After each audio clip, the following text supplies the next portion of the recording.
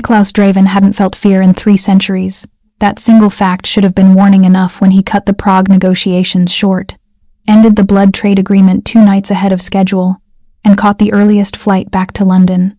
The satisfaction of securing ancient artifacts from desperate collectors should have sustained him through the journey, but something crawled beneath his skin. A premonition he couldn't name and had learned centuries ago never to ignore. The car dropped him at the gates of his Kensington manor at 3:00 inches the morning. The driver's pulse quickened when Niklaus emerged from the vehicle. Though the man said nothing, humans always sensed what he was on some instinctive level, even when their conscious minds refused to acknowledge it. Fear smelled the same across centuries. Niklaus didn't use the front entrance. He rarely did when returning from hunts. The side entrance through the garden provided better security, fewer witnesses to his comings and goings at hours that would raise questions.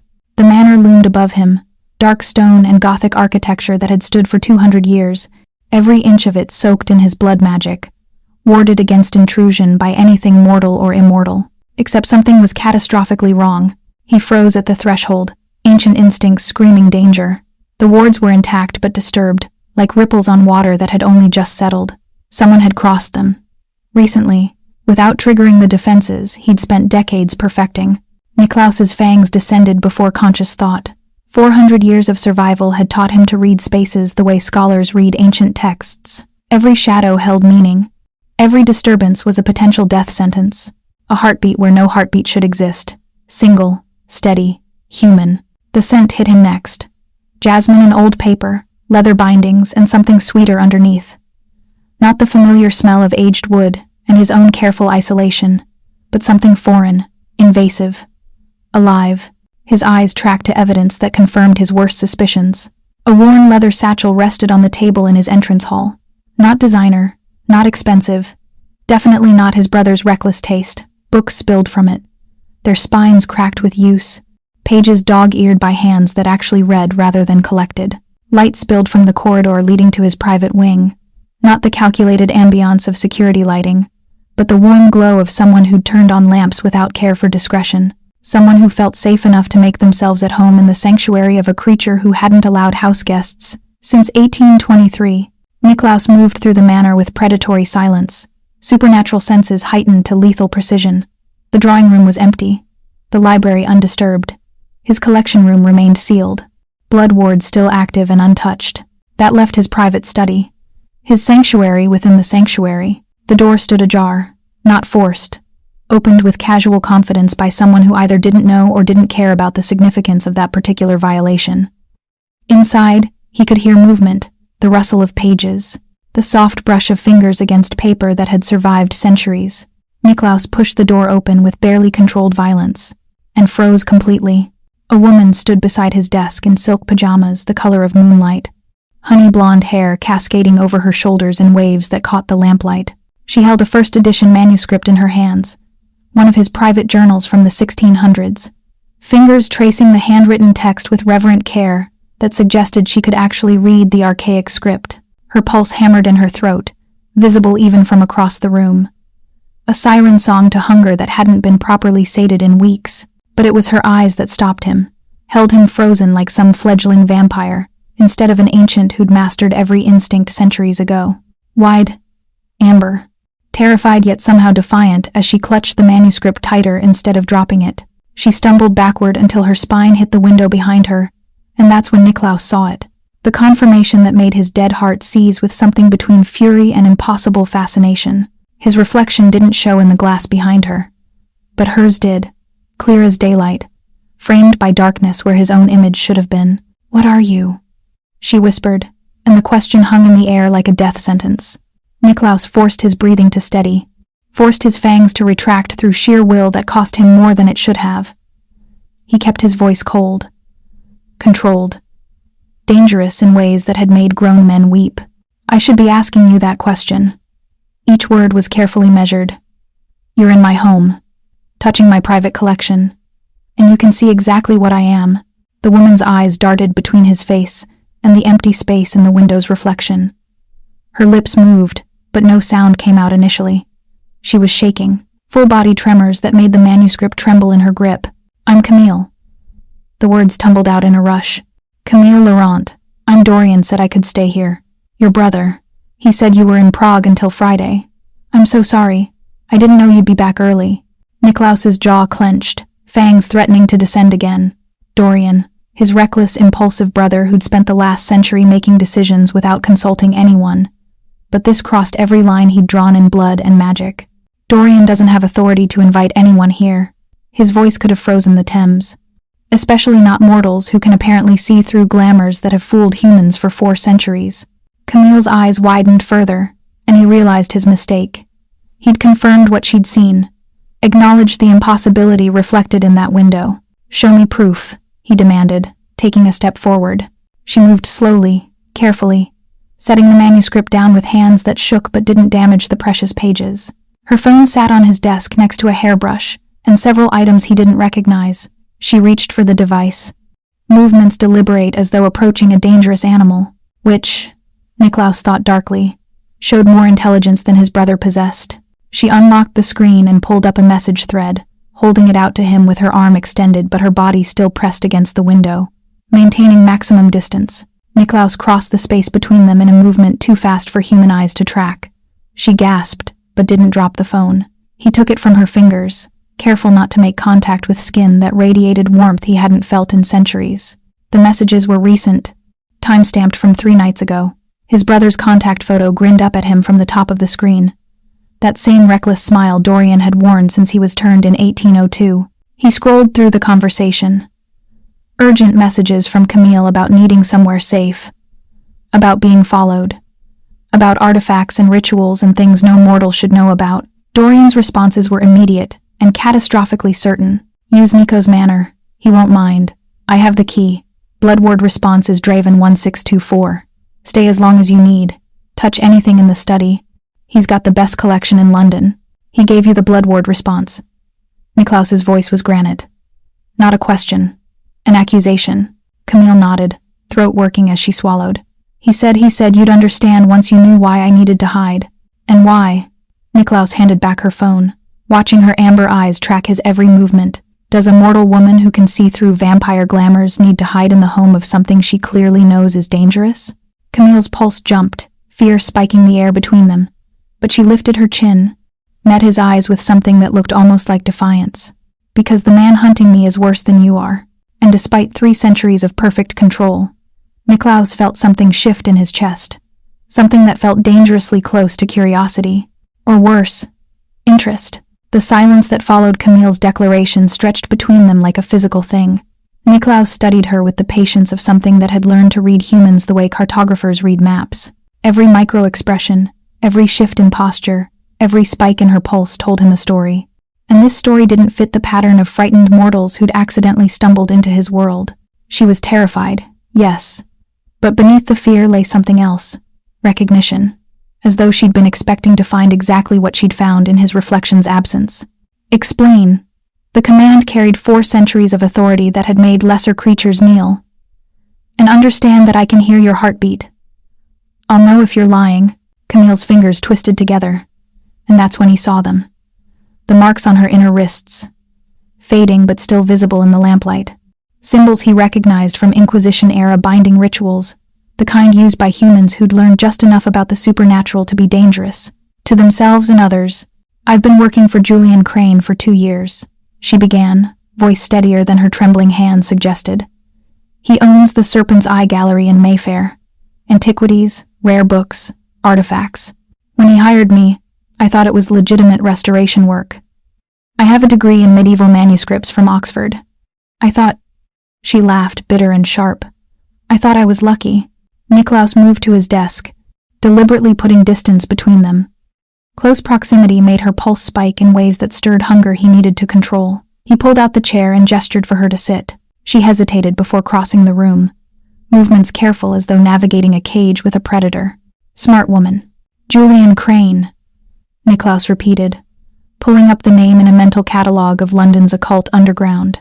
The name triggered something, a whisper he'd heard months ago about a collector asking dangerous questions. Continue. The first few months were normal. Medieval texts, illuminated manuscripts, binding repair. Then he started bringing me different pieces.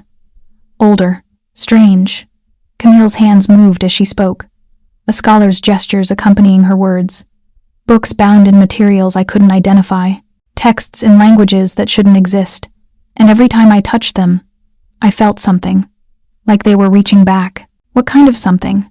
Niklaus leaned against his desk, arms crossed, watching her process memories that clearly disturbed her.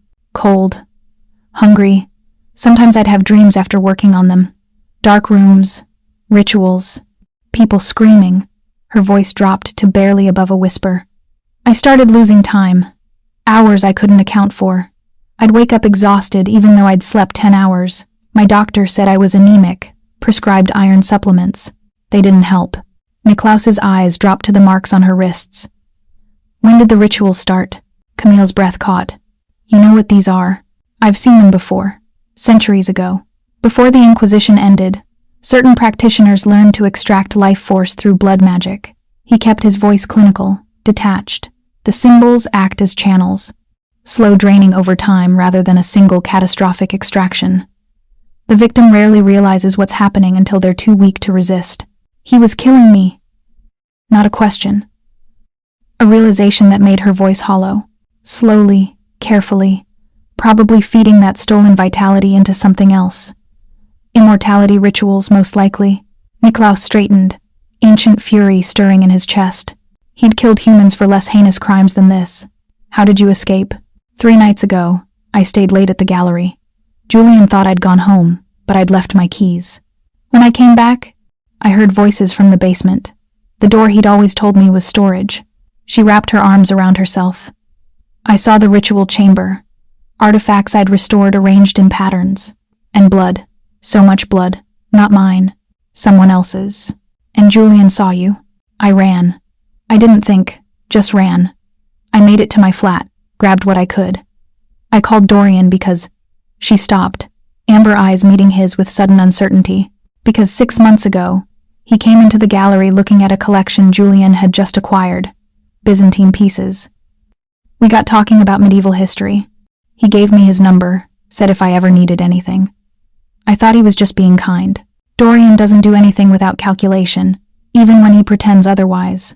Niklaus pulled his phone from his jacket, already composing a message that would have his brother hear within the hour. He recognized what you were working with.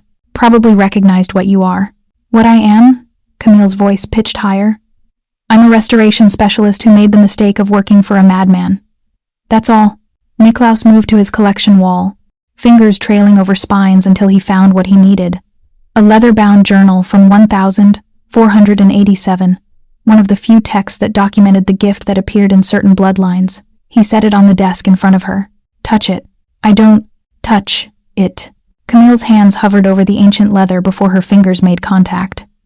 The reaction was immediate. Her pupils dilated, breath catching as her consciousness was pulled into the object's history. Niklaus watched her experience what he knew was there, the monk who'd written it, the vampire who dictated the knowledge, the night in a medieval monastery when supernatural and mortal had worked together to preserve forbidden truth. When she jerked her hand back, gasping, her pulse hammered so hard he could see it in her throat. What was that? That was artifact sensitivity, a rare gift that allows certain mortals to read the history and essence of objects touched by the supernatural. Niklaus retrieved the journal, setting it carefully aside.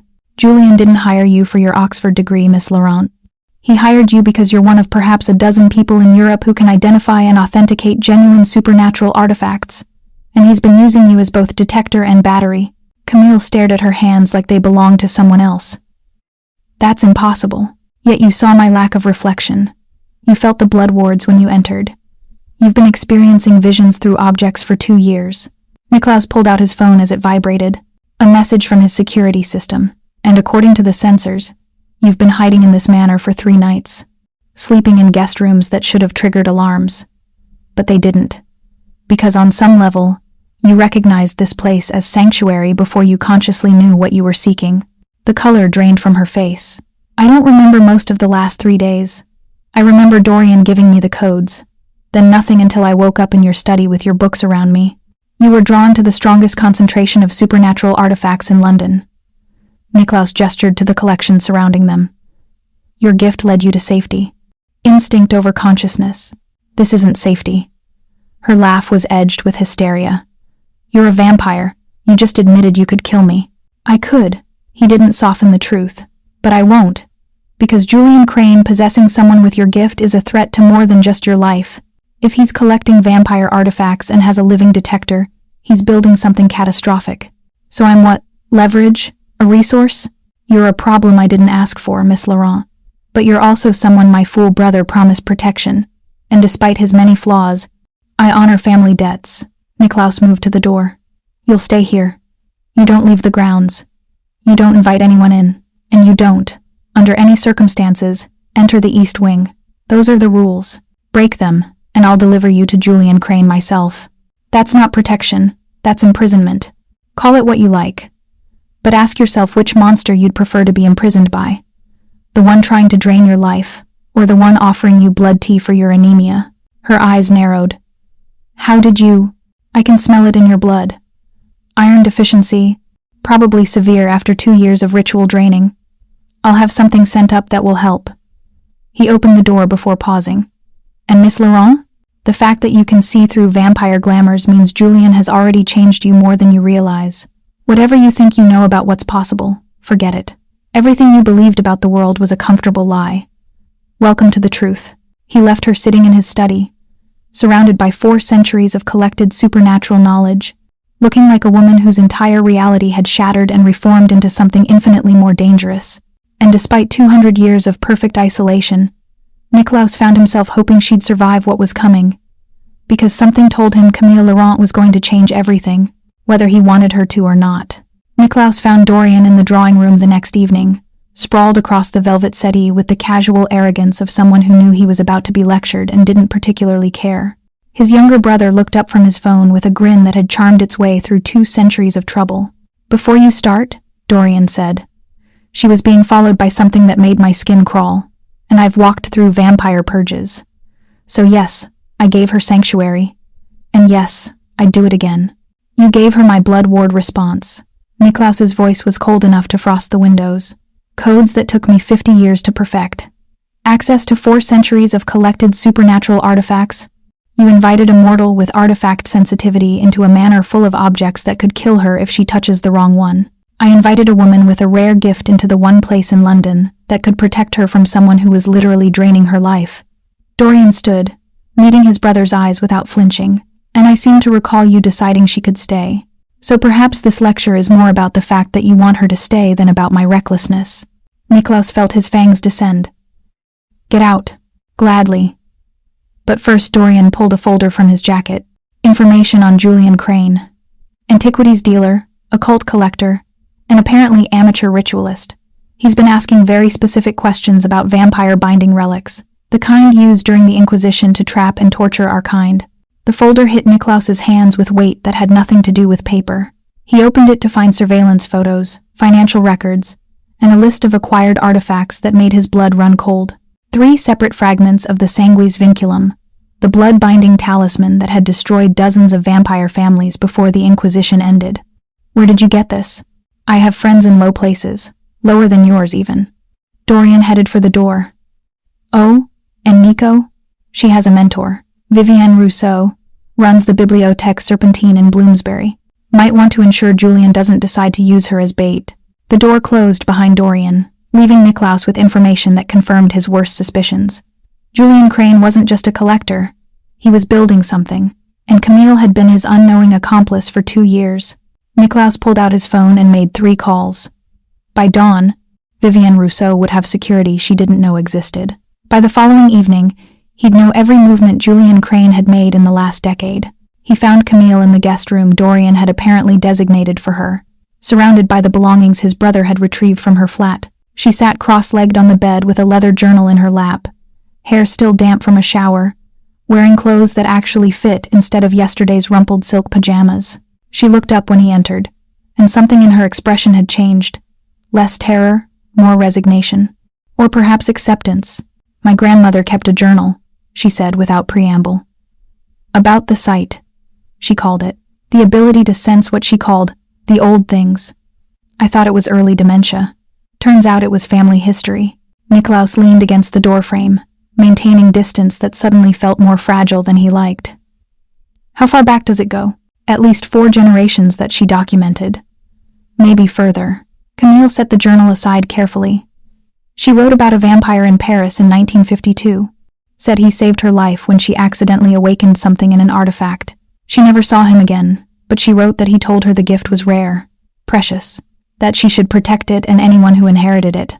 Wise advice she clearly didn't follow, given that you ended up working for Julian Crane. She died when I was 12. My mother never mentioned any of this. I didn't even know the journal existed until Dorian grabbed my emergency box. Camille's voice carried an edge of something between anger and grief. I could have known, could have understood what was happening to me instead of thinking I was losing my mind. Niklaus crossed to the window, pulling back the curtain to reveal the walled garden below. Knowledge wouldn't have saved you. It would have made you more valuable to collectors like Julian. Ignorance was probably the only thing that kept you alive this long. That's a depressing perspective. I've had 400 years to develop depressing perspectives. He let the curtain fall. I've arranged protection for Vivienne Rousseau. Discreet but effective. Julian won't be able to touch her without triggering alarms that will bring very old, very dangerous vampires to her defense. Camille stood abruptly, journal clutched to her chest. You can do that? Just arrange protection for someone you've never met? I can do a great many things when motivated, and ensuring Julian doesn't have leverage over you is excellent motivation. Niklaus turned back to face her. I need you functional, Miss Laurent, not paralyzed by fear, for people you care about. My name is Camille, and you keep saying you need me functional, but you haven't explained what for, because I don't know yet. The admission cost him more than he'd expected, but someone with your gift who's been exposed to Julian's collection for 2 years has information in her head that could prove valuable. Whether you realize it or not, something flickered in Camille's amber eyes, sharp and assessing. You're not protecting me. You're securing an asset. I'm doing both. Try not to overthink it. The midnight meal was Niklaus's idea, though he'd never admit it was an excuse to observe her outside the context of crisis. Camille appeared in the dining room wearing a sweater that looked soft enough to tempt touch and jeans that suggested Dorian had good taste in emergency wardrobes. She stopped in the doorway, staring at the spread of food he'd had delivered. Proper human food, not the blood tea from earlier. Roasted chicken, vegetables, bread still warm from the oven. The kind of meal someone needed after years of having their life force slowly drained. You don't eat, she said, statement rather than question. No, but you do. Sit. Camille approached the table like it might bite her, but hunger won over caution. She filled her plate with movements that suggested she'd forgotten what a proper appetite felt like. Niklaus poured wine and took the chair across from her, close enough to maintain conversation, far enough that his presence wouldn't spike her pulse into territory that tempted his control. Tell me about your career, he said, before Julian. She looked up, surprised. Why? Because I'm trying to understand how a woman with your credentials ended up isolated enough that a predator could trap her for 2 years without anyone noticing. The wine glass paused halfway to her lips. I was a junior curator at the British Library's manuscript collection. Dream job. I published 2 papers on medieval binding techniques, was being considered for a research fellowship. She set the glass down untouched. Then Julian attended one of my lectures. Said he had a private collection that needed expert assessment. The money he offered was double my salary. I thought I'd do the project, save enough to fund my own research. And instead you ended up imprisoned by golden handcuffs and supernatural manipulation. He was subtle. First it was just working longer hours. Then he'd need me on weekends. Then he suggested I take a leave from the library to focus on his collection full-time. By the time I realized I'd been isolated, everyone I'd worked with had moved on. Vivienne was the only one who kept checking on me. Camille finally drank the wine, something dark crossing her expression. She told me something felt wrong about Julian. I didn't listen. Because he was using compulsion. Not full vampire thrall, but enough to dull your instincts. The ritual marks prove it. Niklaus gestured to her wrists. He was preparing you for something. The life force extraction was just the beginning. What was the end? I don't know yet. But given the artifacts Dorian documented, Julian is attempting something that hasn't been successfully achieved in 5 centuries. Binding a vampire permanently, using them as an eternal source of blood and power. He watched her process this, saw the moment understanding crystallized into horror. You would have been his anchor, the mortal tether that maintained the binding. Camille pushed her plate away, appetite clearly gone. You're telling me I wasn't just being drained, I was being prepared to drain someone else. Yes, that's... Her voice broke. I helped him restore those artifacts. I authenticated them, I made his collection more powerful without even knowing what I was doing. Ignorance doesn't equal complicity, Camille. Niklaus used her name deliberately, watching her eyes lift to his. You were a tool. A victim. Nothing that happens next is your fault. How can you say that when I... A scream tore from her throat, raw and terrified. Her body went rigid, eyes rolling back as her consciousness was ripped somewhere else entirely. Niklaus moved faster than human perception, catching her before she collapsed, feeling the unnatural cold spreading through her body. Supernatural attack.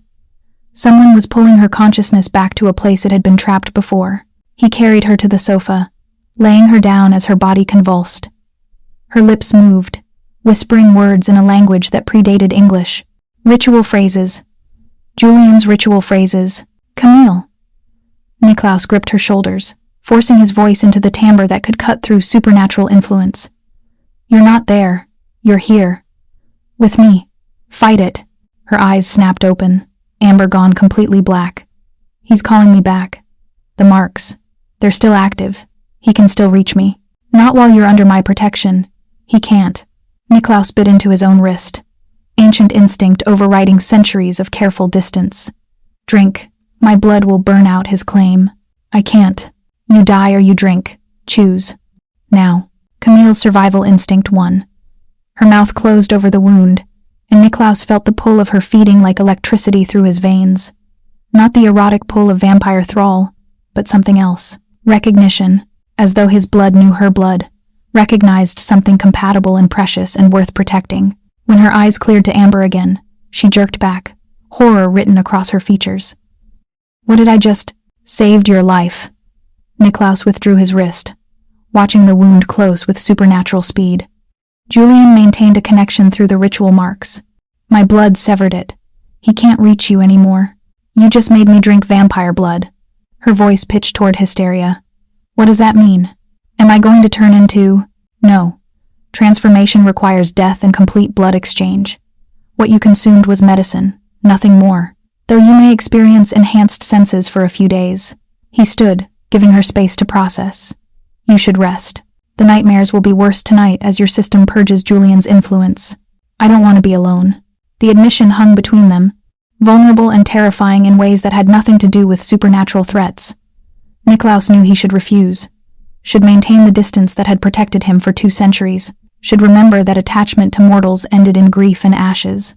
Then you won't be, he heard himself say. I'll stay until dawn. And when the nightmares came 3 hours later, when Camille woke screaming about ritual chambers and blood and life draining away, Niklaus was there. He held her through the panic, felt her mortal warmth against his immortal cold, and admitted something he'd been avoiding since the moment he'd found her in his study. You're not losing your mind. He was stealing your life, literally. But he can't anymore. I won't allow it. Camille turned in his arms, eyes searching his face in the darkness. Why? Why protect someone you don't even know? Niklaus could have given her a dozen rational answers, could have explained about threats and assets and the pragmatic value of her gift. Instead, he told her a truth that terrified him more than any enemy he'd faced in 4 centuries. Because in 300 years, you're the first person who's made me remember what it felt like to want to protect something. Not out of duty, not out of territory, just because I chose to. And when she didn't pull away, when her pulse steadied against his chest and her breathing evened into sleep, Niklaus held her until dawn and tried not to think about how catastrophically he'd just violated his own rules. Niklaus found her sleeping at the desk he'd commissioned for her 3 nights after the nightmare incident. The restoration workspace had taken 2 days to construct a corner of his library converted into a scholar's dream. Proper lighting that wouldn't damage delicate manuscripts, climate control calibrated to preserve centuries-old paper, tools she'd need for assessment and documentation, and access to parts of his collection he'd never shown another living soul. Camille had thrown herself into the work with the intensity of someone trying to outrun her own thoughts.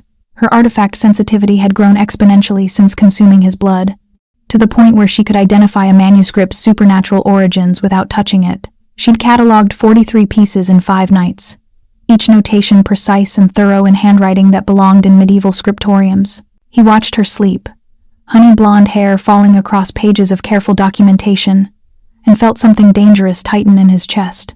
This was exactly what he'd spent 2 centuries avoiding, this moment of wanting something mortal and temporary and destined to end in grief. You're staring. Camille's voice was muzzy with sleep as she lifted her head. How long have you been standing there? Long enough to confirm you have terrible work habits. It's past 3 in the morning, says the vampire with no need for sleep. She stretched, vertebrae cracking in a way that made him wince sympathetically. Besides, I'm making progress.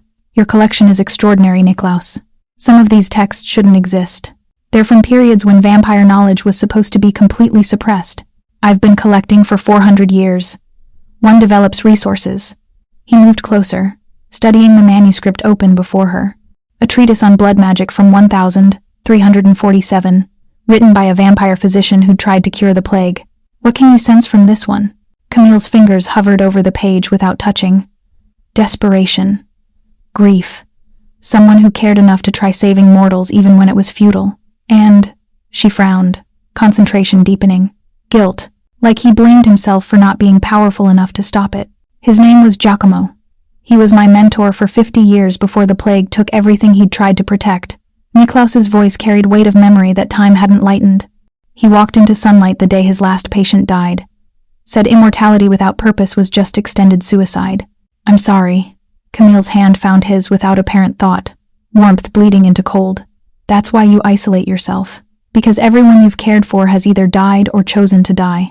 Philosophy at 3 in the morning. How delightful. But he didn't pull his hand away. You should rest. Properly. In a bed.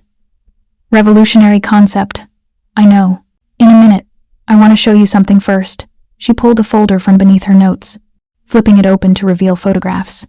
I've been documenting patterns in Julian's collection based on what I remember. These 3 pieces, a chalice, a binding chain, and an iron crown, they're all fragments of something larger. When I worked on them, they resonated, like they were calling to each other. Niklaus felt ice crystallize in his veins. The sanguis vinculum, blood-binding talisman. It was destroyed during the Inquisition, broken into pieces and scattered. Julian has 3 pieces, which means he's trying to reconstruct it. And if he succeeds, he can bind any vampire within a 100-mile radius, trap them, use them, drain them for as long as he wants without killing them. Niklaus released her hand, ancient fury rising. He wasn't just preparing to bind a vampire, Camille. He was preparing to bind me. Her face went pale. How could he even know about you? Because someone told him. Someone with access to old vampire records. Someone who... He stopped, realization hitting like physical blow. Dorian. He's been researching Julian's network, going to galleries, asking questions. Julian must have identified him as vampire. Followed the connection back to me. You think Dorian led him to you? I think my brother's recklessness has consequences he never considers. Niklaus pulled out his phone, fingers moving across the screen with controlled violence. And I think it's time I had a conversation with Julian Crane about the cost of hunting ancient vampires. Wait. Camille stood, alarm clear in her amber eyes. You can't just walk into his gallery. It's a trap. He'll be prepared for you. I'm counting on it. The argument erupted the next evening when Camille discovered the compulsion. She'd been reviewing security footage to map Julian's movements when she noticed Dorian leaving the manor, then returning minutes later with a blank expression that lasted exactly 3 seconds before awareness returned. She was waiting when Niklaus emerged from his chambers at sunset, arms crossed and fury written across every line of her body. You're using compulsion on your own brother, making him forget you sent him away, manipulating his thoughts. Her voice shook with betrayal. How is that different from what Julian did to me? Niklaus felt something cold settle in his stomach. It isn't. Not in method. That's it? That's your defense? No. My defense is that Dorian is reckless and stubborn, and would charge directly at Julian's network if I didn't intervene. My defense is that I'm protecting him from himself because he has no concept of caution. Niklaus's voice hardened. And my defense is that intention matters, even when the method is identical. That's a thin defense. Camille stepped closer, amber eyes blazing. You're doing exactly what I ran from. Control disguised as protection. Making decisions for others because you think you know better. I do know better. I've survived 4 centuries by knowing better. And isolated yourself for 2 of them, because you can't tell the difference between protection and possession. She threw the words like weapons. You're not protecting Dorian. You're controlling him because you can't stand the thought of him making his own mistakes. The truth of it hit harder than he'd expected. Niklaus felt his fangs descend, ancient power coiling beneath his skin. You've been under my protection for less than 2 weeks, Camille. Don't presume to understand my relationship with my brother. I understand that you're terrified, that you'd rather control everyone around you than risk losing them. But that's not protection, Niklaus. That's just another cage. Then perhaps you should reconsider whether you want to stay in this particular cage. The words hung between them, sharp and irreversible. Camille's face went carefully blank, and Niklaus immediately knew he'd made a catastrophic mistake. You're right, she said quietly. Perhaps I should. She turned to leave, and Niklaus caught her wrist. Not hard, not compelling, just desperate. I'm sorry. I shouldn't have said that. But you meant it. You meant that if I question you, I'm free to leave. Free to go back to Julian. Free to die. Camille pulled her wrist free with surprising strength. You're not sorry you said it. You're sorry I called you out on your shit. What do you want from me? Admission that I'm flawed? That I use tools I hate because they're effective? Fine, I confess.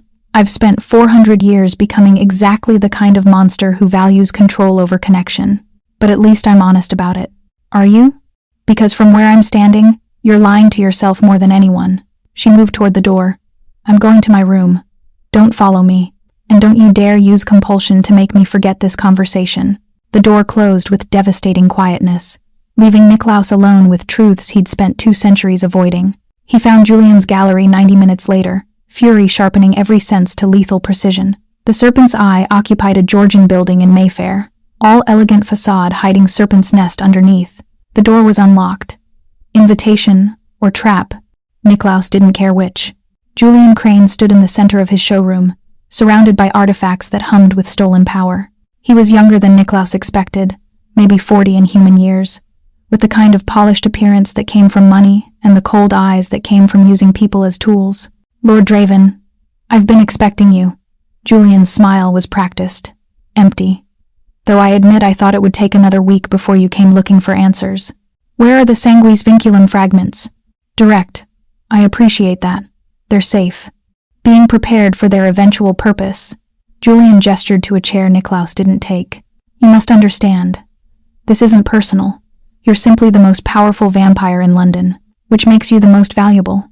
You want to bind me, extract my blood for immortality rituals. Niklaus moved closer, watching Julian's pulse spike with satisfying fear. You've been hunting supernatural artifacts for years, building knowledge, preparing, and you used Camille as your unwitting detector. She was perfect, gifted, ignorant, and desperate for validation. Easy to isolate, easy to drain. Would have been easy to use as anchor if your brother hadn't interfered.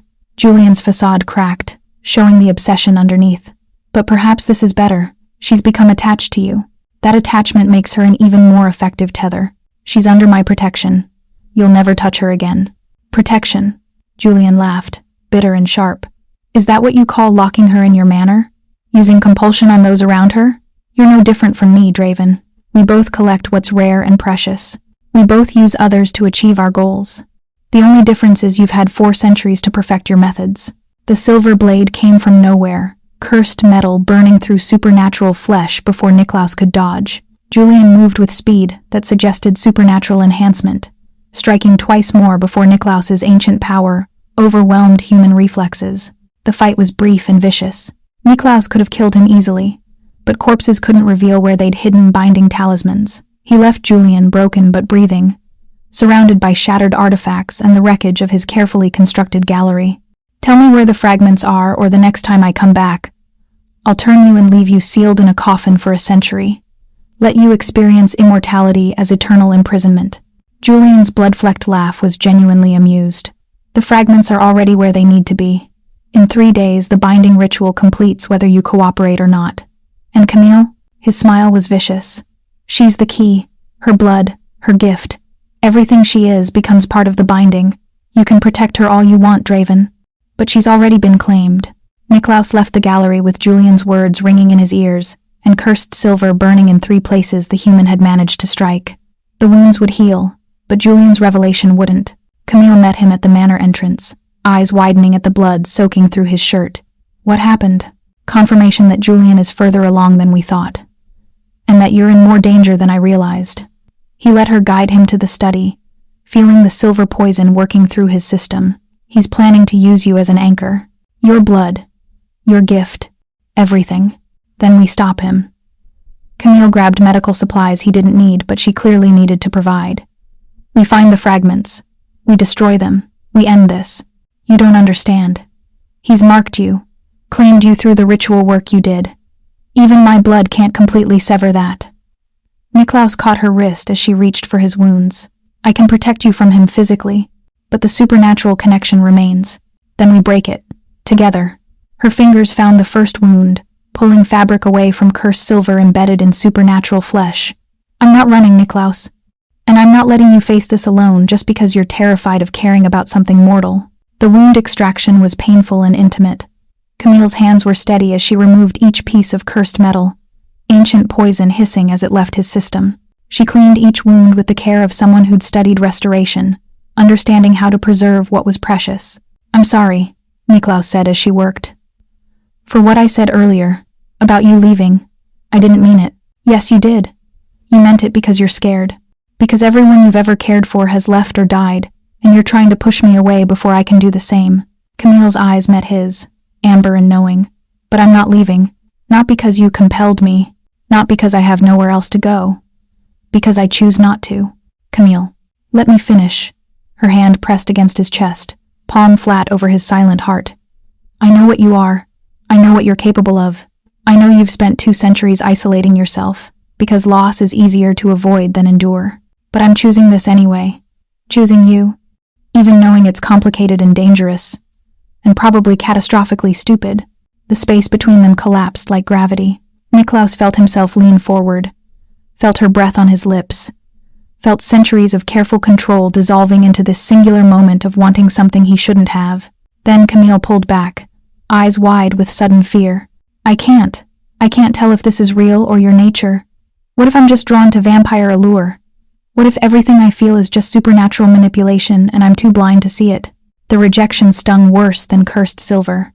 Niklaus forced himself to lean back, to give her space, to explain a truth that might destroy the moment but preserved its honesty. Vampire allure doesn't create feelings from nothing, Camille. It amplifies what already exists. Makes attraction stronger, yes. Heightens emotional responses, but it cannot manufacture desire where none exists. He met her eyes, letting her see the weight of 4 centuries in his gaze. If you feel something for me, it's because you chose to feel it.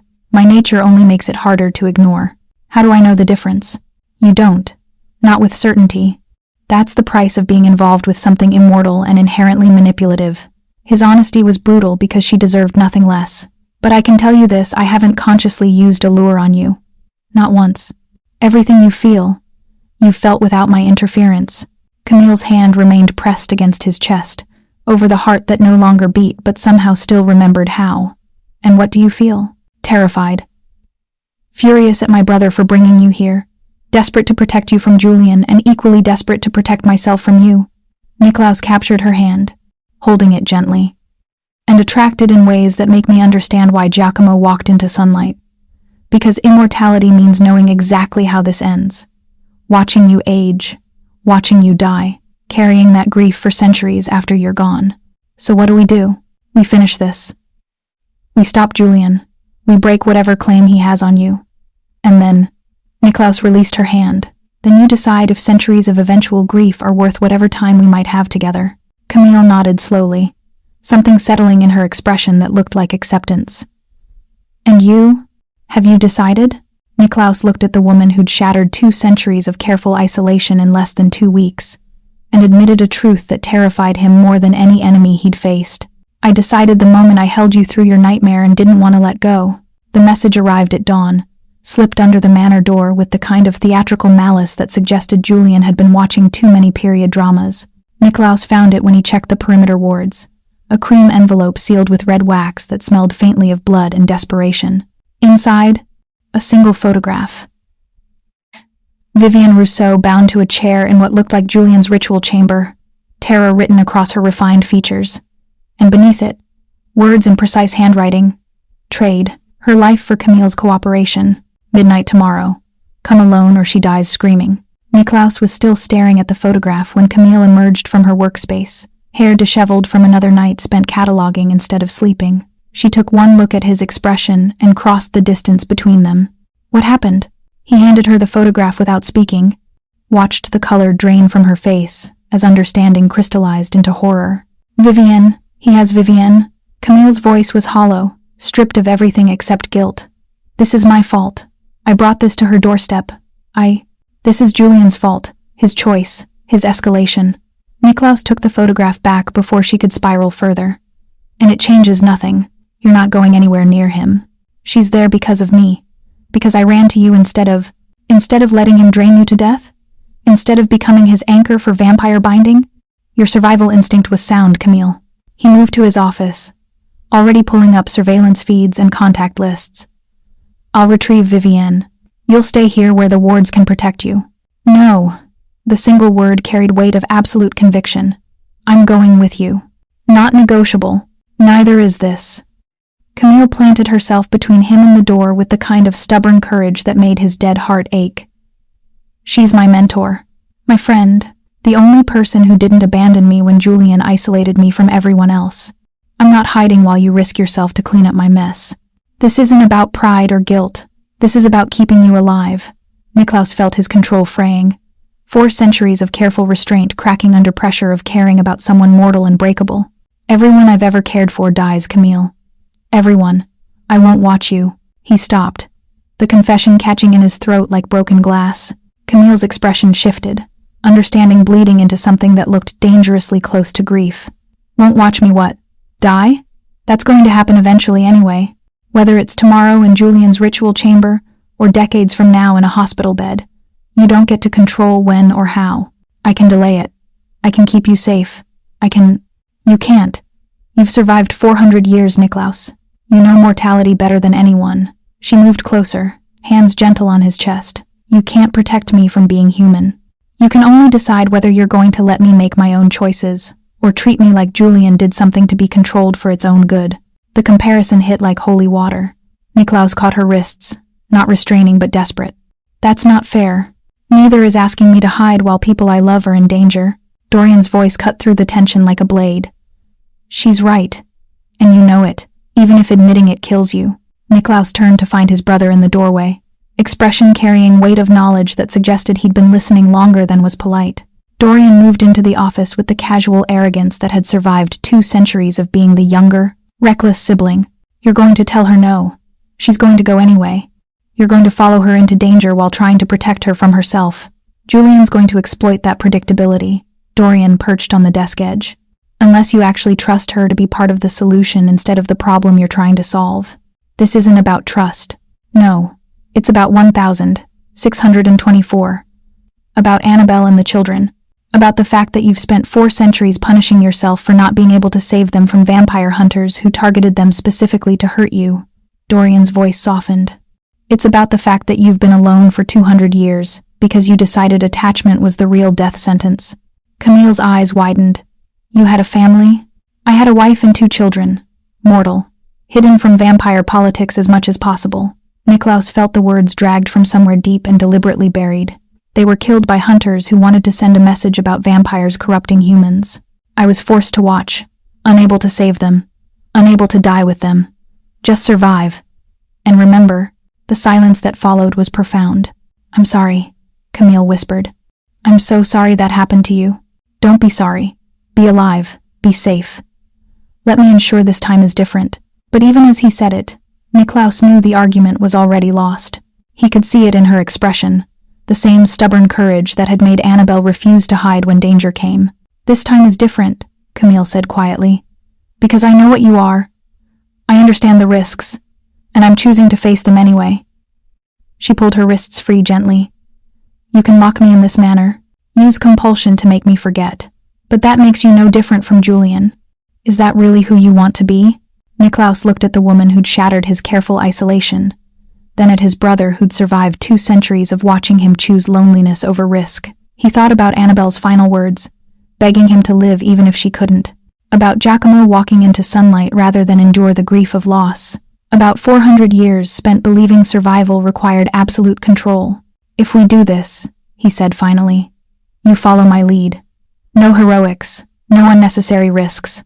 The moment I tell you to run, you run. Understood? Understood. Camille's relief was palpable. Thank you. Don't thank me yet. You might not survive long enough to regret this decision. The ritual chamber beneath Julian's gallery reeked of old blood and newer desperation.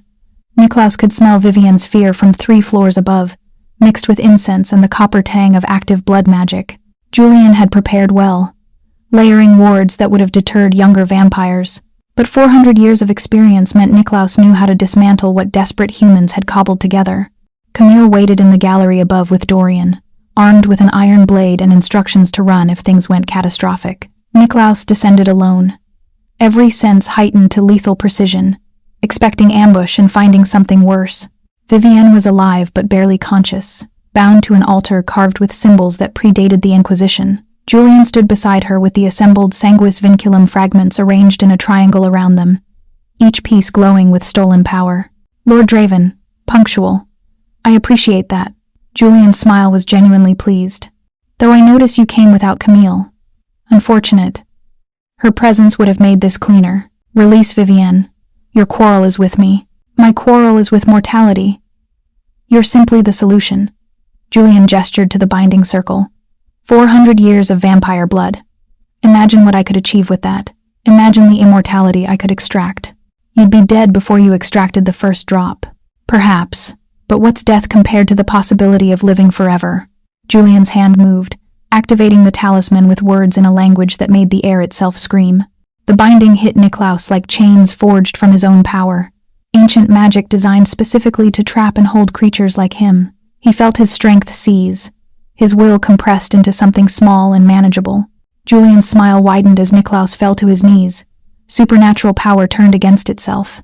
You see, the sanguis vinculum doesn't just bind, it inverts, makes you vulnerable to the very thing that makes you strong. Julian approached with a silver blade. This will hurt, but then, you've survived worse. You'll survive this too. For decades, maybe centuries. However long it takes to give me what I need. The blade descended and shattered against invisible barrier as Camille's voice rang through the chamber, speaking words in the same ancient language Julian had used. But where his pronunciation was practiced, hers was instinctive, native, as though the language lived in her blood instead of being learned from texts. Julian spun as Camille descended the stairs, eyes gone completely amber, hands glowing with light that matched the talisman's power. That's impossible. You're mortal. You can't. I'm marked by your rituals. Remember? 2 years of handling your artifacts. 2 years of having my life force drained through blood magic. You made me sensitive to this power. Camille moved into the binding circle without hesitation. And you forgot that sensitivity works both ways. She touched the talisman and Niklaus felt the binding shatter like glass, Camille's gift disrupting the carefully constructed magical architecture. Julian lunged for her with the silver blade, but Dorian appeared from nowhere, intercepting with vampire speed that sent both men crashing into the altar. Vivienne tumbled free as the bindings released. Niklaus caught her before she hit the ground, already moving them both toward the stairs. Behind him, he heard Camille's voice still speaking that ancient language, each word destabilizing the ritual chamber's foundations. Camille, now! He roared. She ran, but not before plunging her hands into the talisman fragments. The resulting explosion of disrupted magic sent them all flying, the chamber collapsing as centuries of blood magic unraveled catastrophically. They emerged from the gallery's wreckage minutes later, covered in dust and blood but alive. Vivienne was conscious enough to stare at Niklaus with dawning horror and understanding. Dorian supported Camille, who looked drained but triumphant, and somewhere in the wreckage behind them, Julian Crane was either dead or wishing he was. The supernatural is real, Vivienne said hoarsely. Everything. Vampires. Magic. All of it. Yes. Niklaus met her eyes without flinching. And your friend has been living in my protection since she fled someone who was using her as a supernatural battery. I apologize for the dramatic introduction to this reality. Vivienne looked at Camille, then back at Niklaus, then laughed with the slightly hysterical edge of someone whose worldview had just shattered and reformed. Well, at least that explains why she stopped answering my calls about Julian Crane, seeming suspicious. Camille stepped forward, pulling Vivienne into a fierce hug. I'm sorry, for everything, for putting you in danger, for not warning you. You're alive. That's what matters. Vivienne pulled back, studying Camille with scholar's attention to detail. Though you look different. Your eyes, they're glowing. They were. Niklaus could see it now that the immediate danger had passed. Amber shot through with something that looked like captured starlight. Artifact sensitivity transformed into something more permanent. Something that suggested Camille's exposure to Julian's rituals had done more than just mark her. "You've changed," he said quietly. "The rituals, the blood magic exposure. My blood. All of it combined into something that means I'm not entirely mortal anymore." Camille touched her own face like she was meeting a stranger. "I can feel it. The difference. Like I'm standing in two worlds at once. Which means your lifespan might be—" Niklaus stopped, unable to finish the thought. "Extended. Possibly centuries instead of decades." Camille turned to him, eyes that glowing amber locking onto his. "Which changes the equation. Changes what you're so afraid of losing." The weight of that revelation settled over them like snow. Centuries. Not guaranteed, not certain, but possible. Enough time that the grief wouldn't come immediately. Enough time that caring wasn't quite the death sentence he'd convinced himself it was. "I've lived 400 years avoiding this exact terror," Niklaus admitted, the words dragged from depths he'd sealed off for 2 centuries. "Caring for someone whose heartbeat I can count down, whose mortality is a timer constantly running. But you, I'm still mortal, still fragile, still capable of dying. Just slowly, maybe slowly enough that we get time." Camille moved closer, careful of Vivienne and Dorian watching but unwilling to pretend anymore. "The question is whether you're brave enough to take that chance. Whether centuries of eventual grief are worth whatever time we might have together." Niklaus looked at the woman who'd destroyed his careful isolation, who'd risked herself to save him despite barely understanding the supernatural world she'd been dragged into, and felt something shift in his chest that felt dangerously close to hope. "I decided that the moment I held you through your nightmare," he said. "Everything after has just been me trying to deny what I already knew. And what do you know? That isolation is its own kind of death. And I'm tired of dying slowly." Julian Crane vanished into the underground occult network 3 days after the ritual chamber collapse, leaving behind a ransacked gallery and 6 collectors who'd financed his obsession. Niklaus's sources confirmed he'd fled to Prague, then Vienna, then disappeared into the labyrinth of European black markets, where desperate humans traded in stolen supernatural artifacts. The threat wasn't eliminated, just scattered, diminished but not destroyed. "He'll resurface eventually," Dorian said, reviewing the latest intelligence reports in Niklaus's study. "Men like Julian don't stop hunting immortality just because one attempt failed. They pivot, adapt, find new targets. Then we'll be ready when he does." Niklaus signed off on the final protection details for Vivienne permanent security, that she'd never notice but would keep her safe from Julian's remaining network. "In the meantime, I want surveillance on every collector who worked with him. Anyone asking questions about vampire-binding relics gets flagged immediately." "Already done. Though I have to say, this proactive approach is new for you. Usually you prefer letting threats come to you rather than hunting them preemptively." Dorian's smile was knowing. "Almost like you have something worth protecting now. Get out of my study before I remind you what older brothers are for." "Violence? How predictable." But Dorian was laughing as he left, that reckless joy suggesting he was genuinely pleased to see Niklaus choosing connection over isolation after 2 centuries of self-imposed exile. Niklaus found Camille in the library an hour past sunset, exactly where he'd expected. She'd taken to spending her evenings there since the ritual chamber incident. Surrounded by text she was slowly cataloging with the same meticulous care she'd once given to Julian's collection, except now she understood what she was touching. Now the artifacts spoke to her with clarity instead of confusion. She looked up when he entered, amber eyes glowing faintly in the lamplight. The transformation was progressing slowly but visibly subtle changes that suggested her mortality was stretching into something longer, stranger, undefined by normal human parameters. "I have something to show you," Niklaus said, offering his hand. Camille took it without hesitation, warmth bleeding into cold in ways that no longer felt foreign. He led her through corridors she'd never explored, past the east wing he'd forbidden her from entering, to a door sealed with blood wards that recognized her presence now. Recognized her as belonging. The workshop beyond was a scholar's dream made manifest. Floor-to-ceiling shelves lined with supernatural texts organized by century and origin. A restoration desk fitted with tools she'd only seen in museum conservation labs. Climate control calibrated to preserve materials that predated the printing press. And along one wall, manuscripts she recognized from memory pieces from Julian's collection that Niklaus had somehow acquired in the aftermath. "How?" Camille's voice caught. "This is Julian's private collection. The pieces he kept locked away. How did you get these?" I have extensive resources and even more extensive lack of concern for human property laws when motivated. Dorian liberated them while Julian was busy fleeing the continent. Niklaus watched her move through the space with reverent attention to detail. They belong with someone who'll treat them as knowledge rather than tools for immortality. Someone who'll understand their history without exploiting their power. You made this for me. Not a question. An acknowledgement that carried weight of understanding.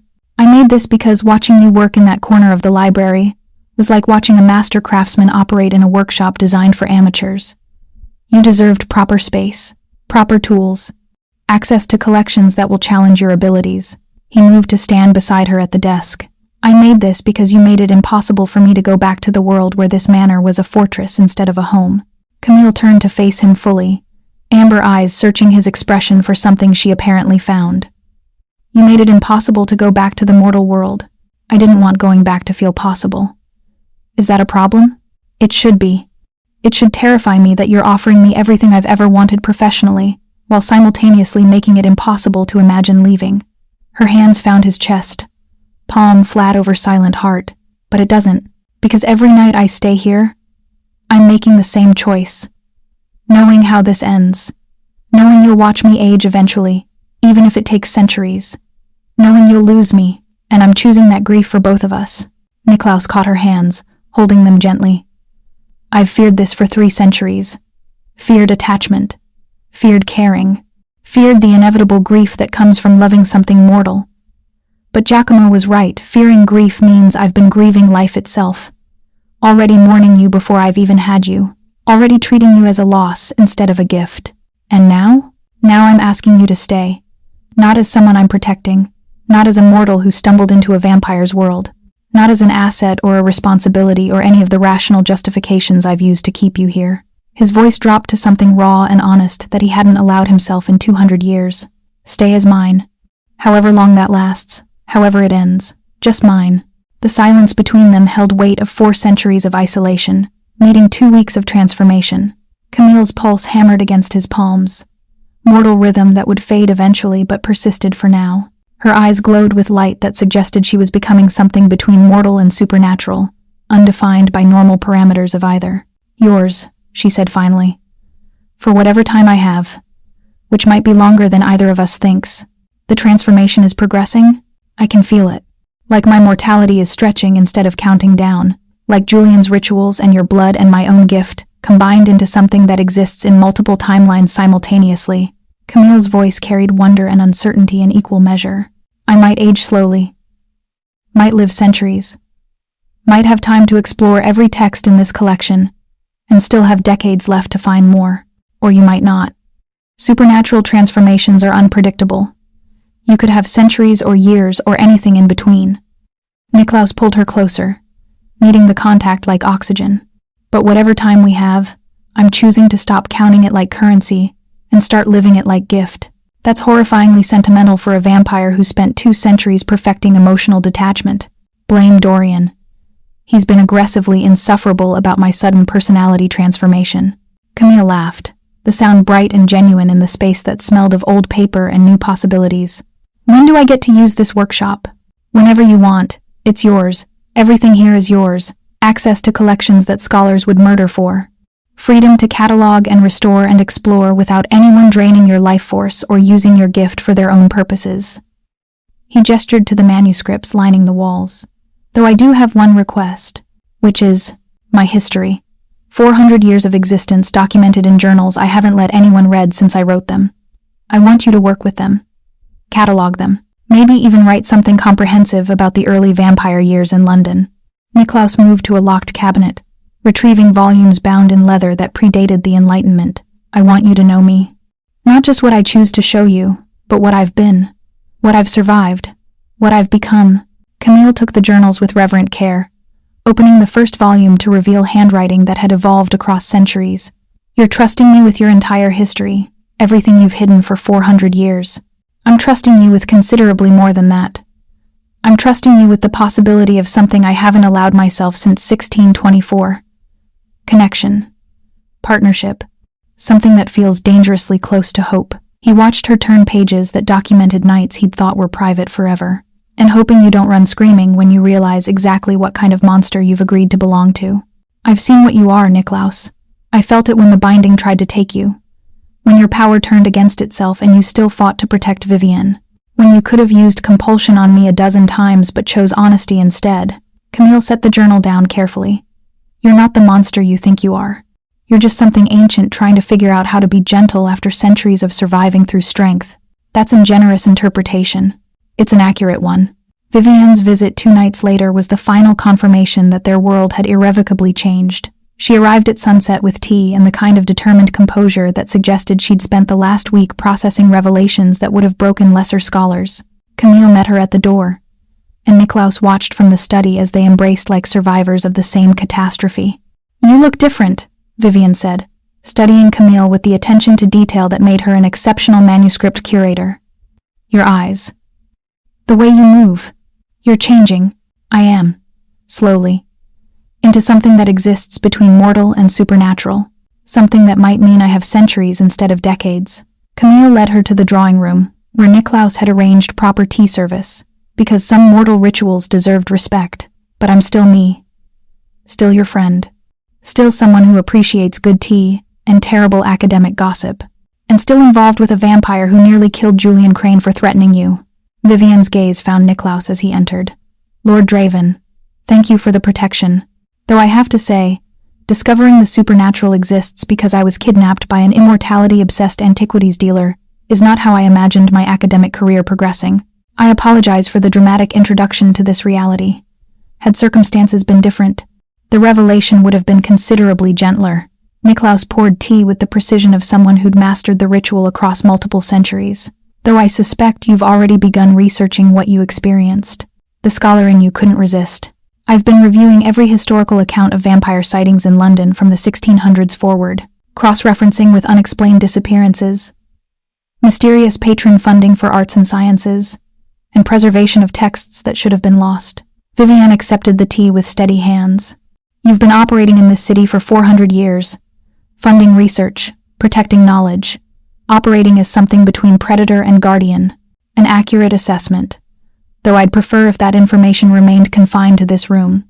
Obviously, I have no desire to end up explaining to academics how I know vampires are real because one of them rescued me from a ritual chamber. Vivienne's smile was wry, though I do have questions. Extensive questions. About vampire history, supernatural artifact authentication, and whether you'd be willing to consult on a paper I'm writing about preservation of forbidden texts. Camille laughed, genuine and bright. You nearly died 2 days ago and you're already planning research collaborations with the vampire who saved you. This is why we're friends. Academic curiosity doesn't pause for trauma. You should know that better than anyone. They spent the evening discussing manuscript preservation and supernatural history, with the kind of enthusiasm that suggested Vivienne had accepted the impossible, and immediately begun exploiting it for scholarly purposes. When she finally left, promising to return next week with questions about vampire record-keeping practices, Camille walked her to the door with the ease of someone hosting a friend, rather than managing the aftermath of catastrophe. She's handling this remarkably well, Niklaus observed. She's a scholar who just discovered an entirely unexplored field of research. Of course she's handling it well. This is her dream come true, just significantly more dangerous than she'd imagined. Camille returned to the drawing room, curling into the chair beside his with comfortable familiarity. Though I think having concrete evidence that I'm safe helps. That I'm choosing this rather than being trapped in it. Are you choosing this? The question emerged before Niklaus could stop it. You've been here 3 weeks, living in a manor with a vampire, working with supernatural artifacts, slowly transforming into something between mortal and immortal. That's not a small life change. No, it's catastrophic. It's everything I thought I wanted turned sideways into something I didn't know existed. Camille met his eyes without flinching. And I'm choosing it anyway. Choosing you. Choosing this impossible partnership where I catalog your 400-year history while slowly becoming part of it. Choosing mornings that start at sunset and evenings that last until dawn. Choosing centuries of maybe, instead of decades of certain. You could still leave, return to the mortal world, work at the British Library again, live a normal life without supernatural complications. I could, but I won't. Because normal stopped being possible the moment I touched that first cursed manuscript in Julian's collection. The moment my gift woke up and started showing me truths most humans never see. She moved from her chair to his, settling against his chest with the confidence of someone who knew she was welcome. I'm choosing the dark, Niklaus. All of it. The danger and the immortality and the impossible love story that might last centuries or might end tomorrow. I'm choosing you. Niklaus held her against his silent heart and felt something shift that had been frozen for 2 centuries. Not warmth. Precisely, vampires didn't generate that. But something close. Something that felt like the opposite of isolation. Then I suppose I should warn you, he said quietly. I'm notoriously difficult to live with. Controlling. Obsessive about security. Prone to disappearing for days when hunting. And I have extremely strong opinions about proper manuscript handling. I'll manage. I'm notoriously stubborn. Obsessive about restoration techniques. Prone to working until dawn when cataloging interesting pieces. And I have extremely strong opinions about vampires who think they know better than trained conservators. This is going to be a disaster. Probably. But it's our disaster. And I'm choosing it anyway. They sat in the drawing room as dawn approached. Camille's mortal warmth pressed against immortal cold, and talked about futures that might last centuries. About the chronicles she'd write documenting his history. About artifacts they'd hunt together. About the impossible partnership between vampire and something no longer quite mortal that defied every rule Niklaus had spent 400 years following. And when dawn finally forced them apart, Camille to sleep in a proper bed, Niklaus to the windowless chambers that protected him from sunlight, he found himself thinking about something Giacomo had said before walking into that final sunrise. Immortality without purpose is just extended suicide. But immortality with purpose? That's worth the grief when it ends. Niklaus had spent 3 centuries convinced the grief wasn't worth the risk. But holding Camille through the night, feeling her pulse steady against his chest, listening to her plan their impossible future with the confidence of someone who chose to believe in possibilities rather than certainties, maybe Giacomo had been right after all. Maybe some griefs were worth embracing. Some connections worth risking. Some loves worth choosing despite knowing exactly how much it would cost when they ended.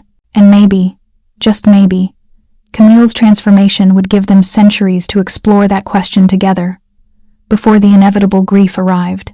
In the workshop the next evening, Camille worked on the first chronicle of his early vampire years while Niklaus read over her shoulder, correcting details and adding context she couldn't have known. The manuscript grew slowly, each page a collaboration between someone who'd lived the history and someone who could translate it into something comprehensible. This is strange, Camille said as she documented his first hunt in 1624. Writing your story while becoming part of it. Recording your past while building our future. Strange. Terrifying. Impossibly perfect. Niklaus pressed a kiss to her temple, allowing himself the intimacy that 3 weeks ago would have been unthinkable. Welcome to immortality, Camille. Or whatever you're becoming. I hope you don't regret choosing it. She turned in her chair, amber eyes glowing with light that suggested centuries ahead. Ask me again in 300 years. I'll let you know then. And for the first time in 2 centuries, Niklaus allowed himself to hope that 300 years might actually be possible. That grief might be worth the love that preceded it. That isolation had been the real death sentence all along.